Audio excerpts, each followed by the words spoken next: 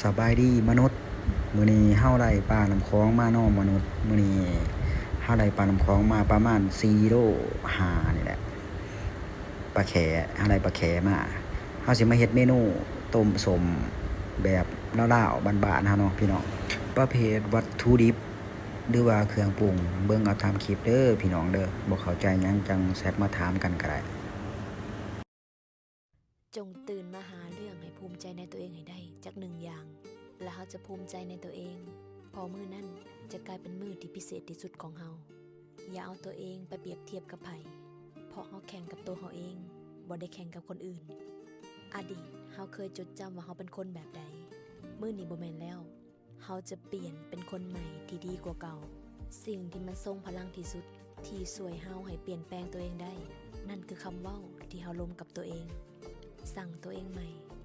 คอยเฮ็ดได้ทุกอย่างที่อยากเฮ็ดเป็นได้ทุกสิ่งที่อยากเป็นคนอื่นเฮ็ดได้คอยก็เฮ็ดได้บ่ได้น้อยหน้าไผทุกสิ่งเป็นไปได้บ่เกินความพยายามคอยปล่อยวางเก่งบ่คอยสนใจเรื่องผู้ใดทุกสิ่งที่คอยอยากได้บ่ได้เกินกำลังที่คอยจะเอาทุกสิ่งทุกอย่างมันง่ายไปหมดเลยเพราะฮู้แล้วว่าเฮ็ดใจสบายๆปล่อยวางง่ายและจะได้ทุกอย่างส่วนอนาคตว่าสิ่งใดสิเกิดก็ปล่อยให้มันเป็นไปได้ก็เอาบ่ได้ก็เฮ็ดใหม่สิเฮ็ดจนกว่าสิได้โดยบ่ได้คาดหวังพอคอยกำลังสู้กับวินัยตัวเองสู้กับความย่านสู้กับใจตัวเองคนอื่นบ่เข้าใจบ่เป็นหยังบ่จำเป็นต้องเข้าใจคอยตอนนี้ก็ได้เป็นกำลังใจห่างๆให้คอยก็ได้เดี๋ยวสิเป็นให้ดูเดี๋ยวสิเฮ็ดให้เบิ่งมือใดข่อยล้มข่อยบ่มักให้ไผมาสงสารเพราะมือที่ตกต่ำมันสอนให้ฮู้ว่าข่อยต้องเฮ็ดสิ่งใหม่ๆที่ข่อยบ่เคยได้เฮ็ดเวลาเจอปัญหายิ่งท้าทายสำหรับข่อยเพราะทุกปัญหามาเพื่อเฮ็ดให้ข่อยเติบโตเพื่อหน้าตาชีวิตใหม่ๆที่ข่อยบ่เคยได้รับ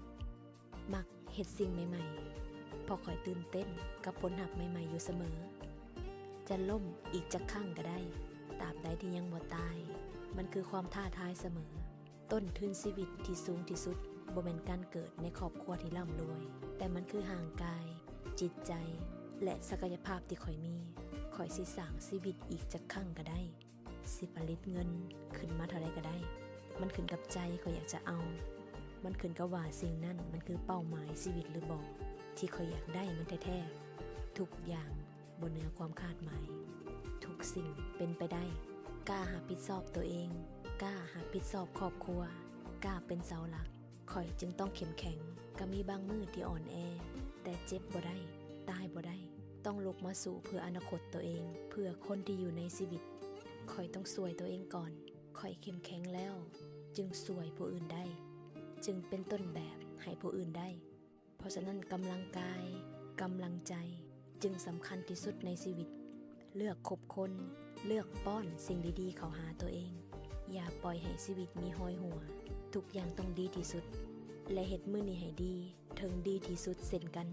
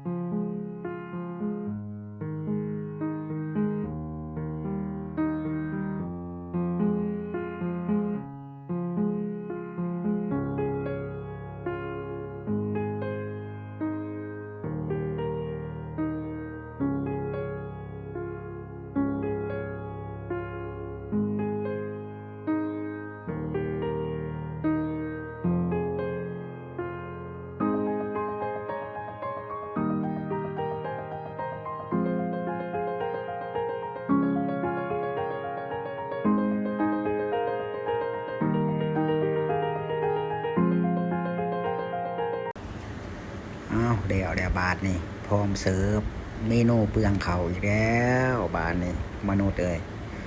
เมนูนี้อันตรายแห้งเมนูนี้ชื่อว่า ต้มสมปลาแค่แบบมันบ้านแบบลาวๆเฮาเนาะแบบอีสานบ้านเฮานี่แหละเอาเกียมเปลืองเขาแน่นอนมื้อนี้จัดไป